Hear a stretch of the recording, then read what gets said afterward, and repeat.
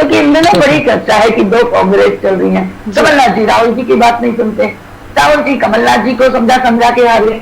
तो आखिर ये भी चीज योगेश भैया को स्पष्ट करनी चाहिए। बिल्कुल स्पष्ट बिल्कुल ये हो जाएगा। हालांकि एड़ी चोटी का जोर दोनों ही पार्टियों ने लगाया है और इस सत्ता के संग्राम को जीतने के लिए अपने तमाम सियासी दांवपेच हो, तमाम राजनीति के हुनर हो, तमाम रणनीति को अपना लिया गया। लेकिन ये जो 28 का दंगल है, क्योंकि आज हनुमान जी का जिक्र बार बार हो रहा है सुबह से लेकर, अभी हम बीडी शर्मा जी को भी सुन रहे थे, उनका भी यही कहना है कि हनुमान जी किस पर कृपा करेंगे ये आज ये तय हो जाएगा। हमारे साथ वरिष्ठ पत्रकार खिलावन चंद्राकर जी भी जुड़ गए। सर बहुत स्वागत है आपका। तक आवाज पहुंच पा रही है?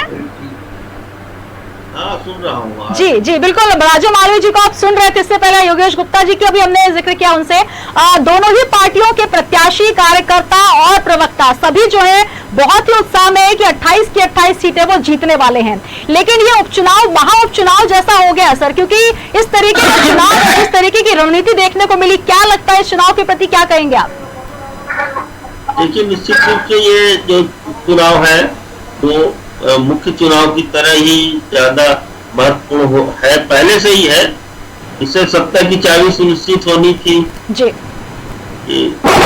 शिवराज की सरकार रहेगी अथवा नहीं रहेगी, कमलनाथ जी वापस लौटेंगे अथवा नहीं लौटेंगे, ये पैमाना तय होना था और आज वो पैमाना तय भी हो रहा है जी। मुझे लगता है कि लगभग 12:30 बजे तक बहुत सारी स्थितियां क्लियर हो जाएंगी और जो वर्तमान में जो डाक मतों की गिनती हुई है या चल रही कुछ जगहों पर, उससे जो रुझान सामने आ रहे हैं वो तो सीधे भाजपा की सरकार फिर से भाजपा की सरकार कायम रहेगी, ऐसा रुझान सामने आ रहा है। तो मुझे लगता है कि जो हम लोगों ने सोचा था, देखा था, समझा था, या जो एग्जिट पोल है उन लोगों ने जो रिजल्ट दिया था मध्य प्रदेश के चुनाव को लेकर के, ये वो जो है राजनीतिक दलों के दावे प्रतिदावों के विपरीत ठीक था और उसी जिस तरह से एग्जिट पोल में दिया गया था परिणाम नतीजे बताए गए थे वही तो सामने आ रहा है। अभी तक जो 17-18 स्थानों से जो रुझान प्राप्त हुए उसमें से ऐसा लगता है मुझे। और राजू जी कह रहे थे कि दावे किए जा रहे थे, दावे तो दोनों तरफ से किए जा रहे थे। मैंने देखा कि बीडी शर्मा भी दावे कर रहे थे कि हम 24 की 24 सीट जीतेंगे, कमलनाथ भी दावा कर रहे थे, उनके समर्थक भी दावा कर रहे थे लगातार कि हम 28 की 28 सीट जीतेंगे। तो मुझे लगता है कि ये सब दावे प्रतिदावे के से परे हटकर मध्य प्रदेश के जनता ने मतदान किया है और उनका जो अभिमत है, उनका जो मत है, उनका जो जनादेश है वो बहुत जल्दी आपके हमारे सामने आएंगे और जो दावे प्रतिदावे कितना सच रहा कितना ये सामने आ जाएगा मुझे लगता है। करना चाहिए लेकिन 28 के दंगल में किसका मंगल होने वाला है। हालांकि तमाम जो प्रत्याशी है, तमाम जो दिग्गज हैं, वो अपनी अपनी जीत का दावा जरूर कर रहे हैं। एक बार आपको सुनवाते हैं। हमारे स्टेट हेड राजेश सक्सेना जी ने गृह मंत्री डॉक्टर नरोत्तम मिश्रा से आज बात की है, उनका क्या कुछ कहना है। हमारे साथ में है प्रदेश के गृह मंत्री डॉक्टर नरोत्तम मिश्रा। सर, मंगल है, किस तरह का मंगल आप देखते हैं? सभी का मंगल होगा, किसान का, मजदूर का, नौजवान का, और किसान का बेटा पूर्ण मोहम्मद के साथ सरकार में होगा, मंगल होगा। क्या प्रोडिक्शन है सर? प्रोडिक्शन तो आप लोग दे चुके, एग्जिट पोल दे चुके, अपनी राय दे चुके, विशेषज्ञों की राय दे चुके, सबकी राय आगे के भाजपा बहुमत में आ रही है। अब हमारे प्रोडिक्शन कहाँ बचा, अब तो आपका बचा है। तो क्या लगता है कौन सी ऐसी चीजें रही होंगी जो जनता को अपील की होंगी? तमाम तरह के घमासान पूरे चुनाव के दौरान मचा रहा। नहीं, अपील क्या, भारतीय जनता पार्टी को वो सरकार में चाहते थे, 15 महीने के कुशासन से मुक्ति चाहते थे। स्वाभाविक रूप से इसलिए उन्होंने पार्टी को बहुमत देने की सोची। लूली लंगड़ी सरकार से अच्छा है बहुमत दिया जाए। अन्य चाहे वो बीएसपी के हो, चाहे सपा के हो, चाहे निर्दलीय, उनसे भी लगातार संपर्क साधा जा रहा है। क्या लगता है कि कहीं ना कहीं क्यों हमारे साथ में है वो, हमारा समर्थन किया है विधानसभा में बहुमत में, इसलिए वो वाली दिक्कत नहीं है। समर्थन या असमर्थन की ये भ्रम है, सब साथ में। सब किस तरह का रोड मैप आगे रहेगा आप? रोड मैप तो एक ही है कि इस विकासशील प्रदेश को विकसित प्रदेश बनाना, जो पिछड़ा गया था 15 महीने में, उसे उतनी ताकत से। आखिर सर इस तरह से तमाम तरह के आरोप लगे, कांग्रेस में भी लगातार लगाई जा रही है, खरीद फरोख्त तो अन्य तरह की चीजें, किस तरह से? देखो साहब, हमारे पास तो खोने को कुछ है नहीं, जो कुछ खोने को है कांग्रेस के पास है। हमें तो गेन ही गेन करना है, जो करेंगे गेन करेंगे, इसलिए कांग्रेस सोचे उसके आरोपों की। तो आप देख सकते हैं डॉक्टर नरोत्तम मिश्रा प्रदेश के गृह मंत्री पूरी तरीके से कॉन्फिडेंट हैं और कह रहे हैं कि जनता का पूरी तरह आशीर्वाद बीजेपी के साथ और उसी दिशा में अब उनकी पार्टी, उनकी सरकार आगे बढ़ेगी। कैमरा पर्सन आमिर के साथ राजेश सक्सेना, न्यूज वन, भोपाल। नरोत्तम मिश्रा को आपने सुना। योगेश जी, आपके पास ही आना चाहूंगी। बीजेपी के पास खोने के लिए कुछ नहीं है, कांग्रेस को ही खोना है। इस वक्तव्य पर आप क्या कहेंगे? सुबह सुबह की बातचीत है, आज का ही दिन है निर्णायक, और आज ये बात डॉक्टर नरोत्तम मिश्रा ने की है कि बीजेपी के पास खोने के लिए कुछ नहीं है। आप क्या कहना चाहेंगे? माननीय नरोत्तम मिश्रा जी बहुत बड़े मुगालते में चल रहे हैं। बीजेपी के पास खोने के लिए बहुत कुछ है। अभी ये चुनाव परिणाम आ जाने दीजिए। इस प्रकार बीजेपी के अंदर भारी असंतोष का सामना भारतीय जनता पार्टी के दिग्गजों को करना पड़ेगा। कांग्रेस के 22 को जो उन्होंने अपने पार्टी में समायोजित किया है, उसके अंतर विरोध में जो भारतीय जनता पार्टी के अंदर असंतोष उभरेगा, वो भी एक देखने वाली बात होगी। कांग्रेस पार्टी जनता के हितों को साथ कांग्रेस पार्टी शाम 5 बजे तक ये परिणाम निश्चित रूप से परिवर्तन होंगे, जो परिवर्तन किए और माननीय कमलनाथ जी के प्रति मध्य जनता पुनः अपना विश्वास देगी। लेकिन योगेश जी, अगर अभी मध्य प्रदेश का जो सियासी समीकरण है उस पर अगर वर्तमान की स्थिति पर नजर डाली जाए, बीजेपी 187 कांग्रेस, तो कहीं ना कहीं एक बहुत बड़ा अंतर है। क्या लगता है इस अंतर को आप पाट पाएंगे? 28 विधानसभा सीटों में कितनी सीट आप जीत पाएंगे कि आप उस अंतर को पाट पाए? निश्चित रूप से लोकतंत्र में नंबर्स का खेल सामान्य होता है और नंबर्स के मामले में मैं आपकी बात से सहमत हूँ, लेकिन हमारा ये कहना कि शाम आप इंतजार कीजिए। देखिए मैडम, कहीं पर कोई 200 से आगे चल रहा है, कोई 400 से आगे चल रहा है, कहीं 50 से भी आगे। तो बहुत ही जल्दबाजी है। धीरे धीरे ये कांटे की टक्कर होगी और नजदीक के परिणाम आपको मिलेंगे शाम 5 बजे तक। बिल्कुल, तो इंतजार करना होगा। ये कहना बहुत जल्दबाजी होगी कि अभी क्या कुछ स्थिति है। जी बिल्कुल, रोकना चाहूंगी आपको यहाँ पर। बड़ी खबर आपको दे दें, आज जो दिन है मंगलवार का, और मंगल पुजारी है हनुमान जी के पुजारी पूर्व मुख्यमंत्री कमलनाथ। इस बीच बड़ी खबर आपको दे दें कि हनुमान जी की शरण में पहुंचे हैं कमलनाथ जी और पूजा अर्चन करने पहुंचे हैं। तो लगातार जब वोटिंग का दिन था तभी भी हनुमान जी के शरण में पहुंचे थे कमलनाथ जी, और आज ये तस्वीरें हम आपको दिखा रहे हैं जहां पर पूर्व मुख्यमंत्री कमलनाथ पहुंचे हैं हनुमान जी की शरण में। आज मंगलवार का दिन है और इस काउंटिंग से लेकर, इस मतगणना से लेकर अगर जिक्र किया जाए, बहुत उम्मीदें लगा रखी है उन्होंने, क्योंकि एक जिस तरीके से पूरे इस महासंग्राम में उन्होंने अपनी भूमिका निभाई है, पूरी जद्दोजहद या फिर कहें पूरी एड़ी चोटी का जोर लगाते हुए नजर आए कमलनाथ, और आज हनुमान जी की शरण में पहुंचे हैं। कितना मंगल आज हो पाएगा कांग्रेस का, यह देखना बहुत दिलचस्प होगा। तस्वीरों के साथ फिर से रुख करेंगे राजू मालवी जी का। राजू मालवी जी, यही हम कह रहे थे कि कमलनाथ जी हनुमान जी की शरण में पहले भी पहुंचे थे, आज निर्णायक दिन है, कितना आशीर्वाद बरसता हुआ नजर आ रहा है आपको?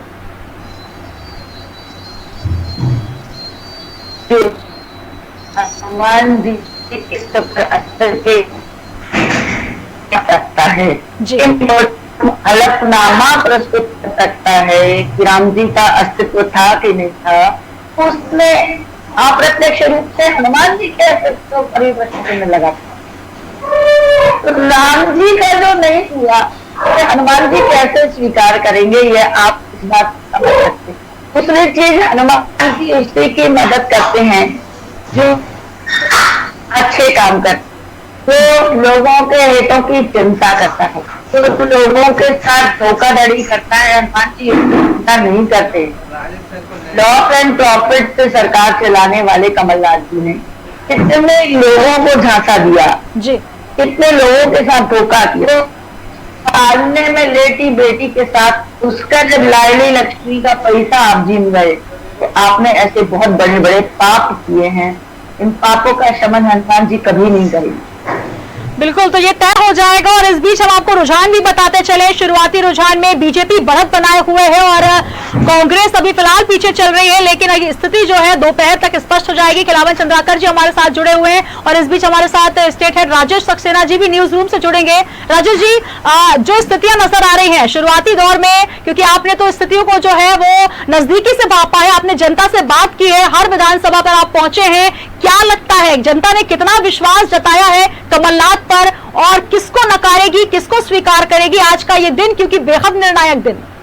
देखिए सुनीता, निश्चित तौर पर इस बार का जो चुनाव था, उपचुनाव भले था, लेकिन जिस तरह से ये चुनाव लड़ा गया कहीं ना कहीं एक आम चुनाव की तरह है, क्योंकि इसकी तासीर को, इसके महत्व को दोनों ही दल, चाहे वो बीजेपी हो चाहे कांग्रेस हो, बहुत अच्छे से समझते थे। अगर हम बीजेपी की बात करें तो बीजेपी के वो तमाम सारे चेहरे दिन रात एक किए गए। वहीं अगर हम कांग्रेस की बात करें तो कांग्रेस में पीसीसी चीफ पूर्व मुख्यमंत्री कमलनाथ पूरे समय मैदान में डटे रहे। लेकिन जिस तरह से आपने जिक्र किया कि विधानसभा में किस तरह का एक ट्रेंड देखा गया, अगर जनता की बात करें तो कहीं ना कहीं जनता इस चुनाव को लेकर मौन थी, क्योंकि कोई ऐसे मुद्दे नहीं थे।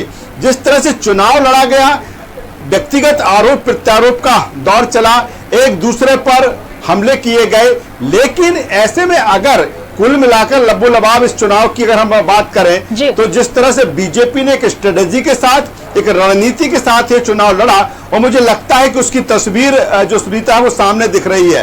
बिल्कुल लगभग यही आंकड़ा था एग्जिट पोल में, जो 16 से 18 सीटें बताई जा रही थी, और कहीं ना कहीं बीजेपी अब उसी तरफ आगे बढ़ चली है, 19 पर लगातार बढ़त बनाए हुए है। वहीं अगर हम कांग्रेस की बात करें तो कांग्रेस 8 सीट पर बढ़त है और एक अन्य के खाते में जाती हुई दिख रही है। हालांकि यह शुरुआती रुझान है, लेकिन मुझे लगता है कि सुनीता, जिस तरह तक का एक चुनाव रहा है, क्योंकि अगर हम कांग्रेस के लिहाज से बात करें तो भले कांग्रेस तमाम तरह के दावे लगातार करती आई है कि वो 28 में से 28 सीटें जीतेंगी, लेकिन जिस तरह से चुनाव लड़ा जाना चाहिए था, मुझे लगता है कि चेहरे की अगर हम बात करें तो कहीं ना कहीं कांग्रेस उसमें पीछे रह गई, क्योंकि जनता को लुभाने के लिए बहुत ज्यादा कुछ नहीं था इन 28 सीटों पर, क्योंकि 2 साल पहले ही चुनाव हुआ था। जनता भी मूक दर्शक बनी देख रही थी कि आखिर 2 साल के भीतर फिर चुनाव। लेकिन कहीं ना कहीं बीजेपी को फायदा उन तमाम चेहरों को लेकर मिला है, चाहे अगर हम पीएम नरेंद्र मोदी की बात करें, क्योंकि मैं कई जगहों पर जब बात की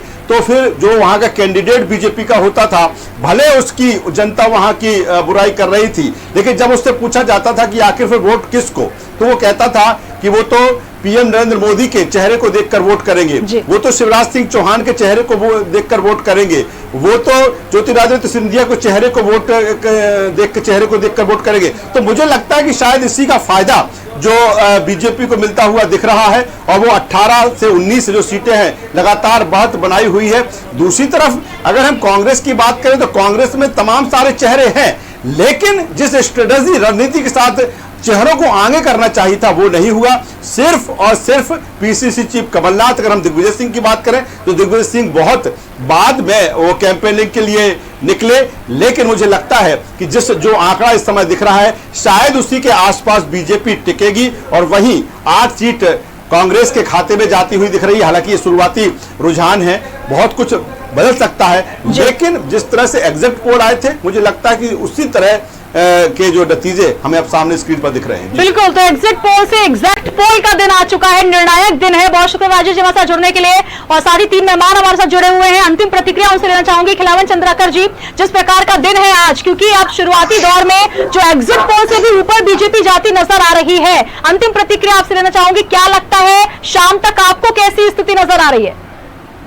देखिए, अभी जो रुझान सामने आए हैं, जो रुझान अभी राजेश जी बता रहे थे, मुझे लगता है कि 1 घंटे का रुझान है, वो 1 घंटे में लगभग डाक मतों की गिनती होती है। अभी मुझे लगता है कि राहुल की गिनती की खबरें अपने पास नहीं आई होंगी, और वहां अभी गिनती शुरू हो चुकी है। हालांकि पहले राउंड की, लेकिन जो हमारे पास आंकड़े आए हैं, जो राजेश जी आंकड़े बता रहे थे, वो मुझे लगता है डाक मत पत्रों की है। और हमने कई चुनाव में, चाहे लोकसभा के हो चाहे विधानसभा के हो, बहुत सारे चुनाव में देखे हैं जिसकी सत्ता रहती, जिसकी सरकार रहती है, उसके पक्ष में डाक मत पत्र जाते हैं, क्योंकि अधिकांश डाक मत पत्र कर्मचारियों के होते हैं और वो सरकार के साथ जाना चाहते हैं।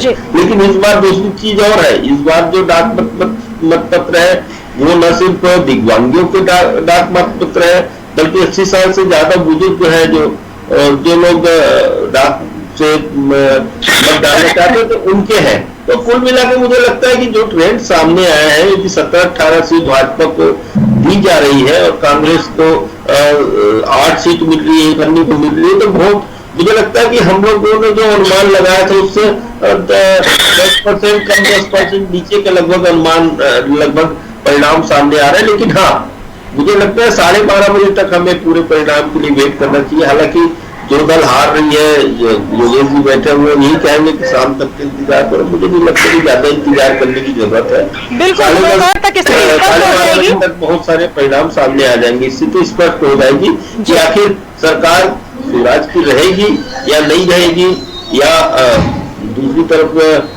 कमलनाथ की सरकार फिर से बनेगी या नहीं बनेगी, सत्ता की चाबी किसके हाथ में रहेगी। ये सब बातें 12:30 बजे तक क्लियर हो जाएगा, हमें वेट करना चाहिए। लेकिन हाँ, इसे जो रुझान अभी सामने आया है, जो परिणाम के रुझान सामने आए वो है, उसमें राजू दीदी को निश्चित रूप से खुश होना चाहिए कि जनता ने एक बार फिर शिवराज जी को पसंद किया। धन्यवाद भैया। और मुझे लगता है कि एक ट्रेंड रहा, शाम तक तो बहुत कुछ मध्य प्रदेश की राजनीति में बदलाव देखने को मिलेगी। और मुझे लगता है कि कांग्रेस को नए सिरे से यदि परिणाम उनके इच्छित नहीं आते हैं, तो कांग्रेस और कांग्रेस के जो बड़े लीडर है, मॉप लीडर है, उन सबको नए सिरे से जनता के बीच किस तरह से हम अपनी पैठ कायम कर रखेंगे, मैदानी स्तर पर किस तरह से हमें काम करना। कई बार हमने देखा है कि जो बूथ लेवल पर भाजपा के काम होते हैं, उसकी सराहना भी कुछ कांग्रेस के नेता करते हैं।